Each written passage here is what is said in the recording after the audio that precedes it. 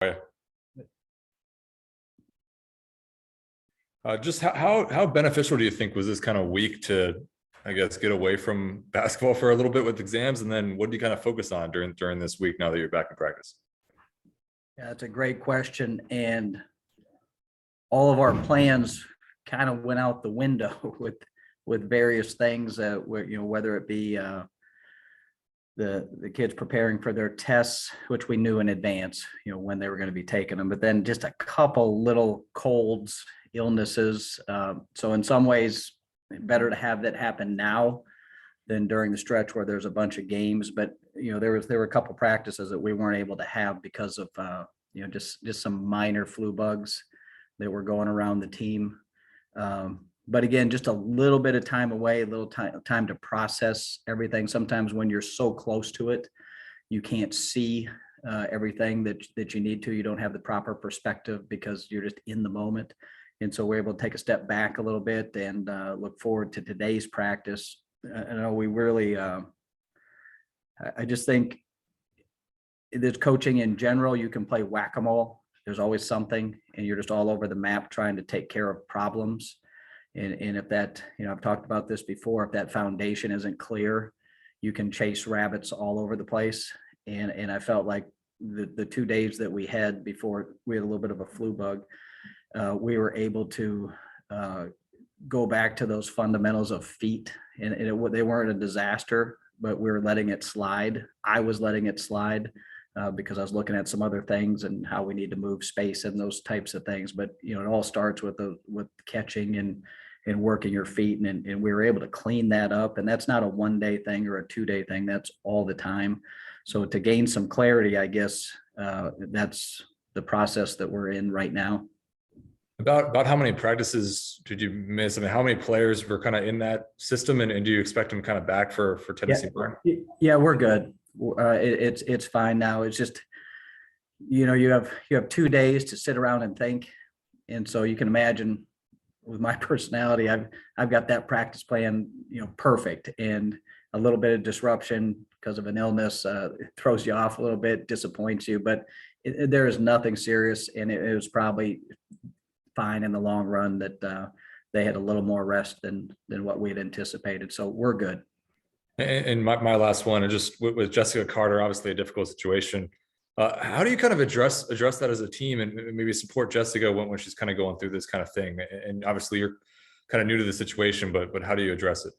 Well, it was a courageous, powerful post that she made on Instagram and brought to light to everyone how serious mental health is. And I didn't get to know Jessica very well. She was already out of here by the time I got here, or dealing with some stuff. And I can't go into great specifics with it. Now, I was a counselor and basketball coach for 6 years. That's how I started my career in junior college. So that is my background. And I've been very impressed with Mississippi State in their commitment, especially in the athletic department, and that we have 3 sports psychologists that work with our team that are at our practices, that come to games, constant contact with us, and obviously they have privacy and we have privacy as well. But in terms of the support staff that Mississippi State's committed towards this problem, I've been very impressed with that. It's a tough thing that I don't know if it's gotten worse over the years or we're just dealing with it more, and people are more willing to share the problems that they're having as opposed to hiding them. And I'm just fortunate to be at a place that supports it and in helping and treating it. Thank you. John, go ahead. Well, it's good that you're in a environment like that, Doug. That's got to be pretty beneficial for you and the players. Going back to on the court, though, how do you? I know you mentioned some of the illnesses and other issues that y'all have had recently, but what do you want to kind of see your team work and improve on following that game in Norman? And what's kind of the best way to get the sour taste, that loss, out of your players' mouth? Well, usually the best way is play another game right away. The worst thing is to sit on it. But it's always next play. And that was a really good team. And I didn't think we played extremely smart against them. Sometimes it's fool's gold to hit a couple shots early that maybe aren't great shots. And then you go to that one too many times. That was 35 threes that we attempted. And that's not something that we've ever talked about doing, or even it was in the game plan. And then sometimes the wheels come off. And again, until these habits are ingrained into all of us, as the pressure increases, as the adversity increases, you always go back to your worst habit. And so in conversion defense, they're a great transition team. They really run. And if we don't have those two back, protecting the rim and picking up the ball, and then we figure out the rest after that, send three to the glass. But if we're not committed to doing that, and that's the first thing we put on the defensive whiteboard before a game. It's usually the first thing that we talk about. And then on the offensive side, the first thing that we talk about are the feet and the eyes at the rim. And that's what allows you to have freedom if you have good balance and you can do things. And if you don't have that, it's almost like being handcuffed. So those are the first two things on each side of the ledger, offense and defense. So our talk the other day was we need to be in alignment with what we say. Like there's a cognitive dissonance. There's a difference. We're not in alignment. We just say those things. And I'm talking to myself. I say those things, but is practice backing it up? Or are we setting it up to play whack-a-mole and try to fix everything at once? When you try and do that, it's a disaster. If we can stay intentional about the things we think are important, which those are, then we have a chance at growing. Because again, you have a solid foundation to grow off of. And for some reason, we just took our eyes off the prize a little bit on those things that matter to us, and that will allow us to stay in those types of games and compete a little bit better. So, again, not fun to go through. A very good team, and hats off to them. But it really helped us to maybe get in better alignment so that our words align with our actions. And so that's players and coaches alike. Robbie, go ahead.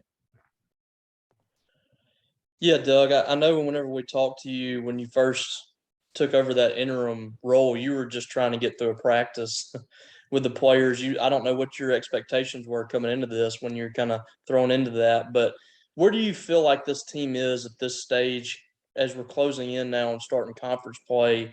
Where do you feel like they are right now in comparison to where they were maybe when you had that first practice? I would say the major difference is there's never been a big resistance. There's never been like horrible attitudes or anything like that. It's just they may have done something just because they were told to do something. And there's a difference between doing something because it matters, that it counts, that that it'll show up in those games. And so just that understanding of somebody, an adult or a coach, telling you to do something and you do it, and you're doing it because they told you, versus we're telling them to do something and they can see the benefits of that immediately or down the road.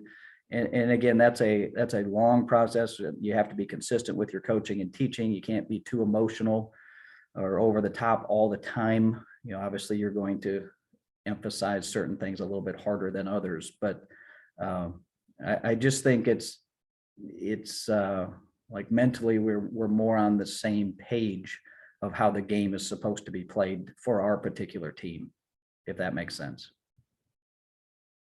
Stefan, go ahead. Hey, Doug, kind of along those lines. I mean, does this kind of almost feel like a bye week for you? Have you gotten a chance to kind of reflect on, the past couple months and how crazy and quick everything moved for you guys? No, actually, no. I mean, once I start moving, I mean, I'm either in the moment or moving forward and haven't thought a lot about all the other stuff that happened beforehand. I mean, I'm sure there'll be some time in my life I'll think about it, but like right now it's too immediate and there's not enough time. And if there was something that I thought I could gain from it, I probably would, but right now it's just either in the moment or moving forward. We got time for one or two more. If you have a question, go ahead and use the raise your hand function. Andy, go ahead. We'll wrap it up with you. Yeah, just real quick. How do you kind of feel you guys match up with UT Martin? It's a tough game. I mean, they went double overtime last year with Louisville. They play a different way. They don't score a lot of points, and they don't let you score a lot of points. Pretty methodical in their approach. So I think they're only shooting 35% from the field, which is not a great number, but the opponents are shooting 35% as well. So they have a specific way on how they want the game to be played. And, we're going to have to disrupt them. We're going to have to take away their vision, take away some of the things that they want to do, and then not allow and I hate using this term, the junk defenses, but a lot of switching man-to-man, some zone, a little bit of 1-3-1, maybe some triangle and 2.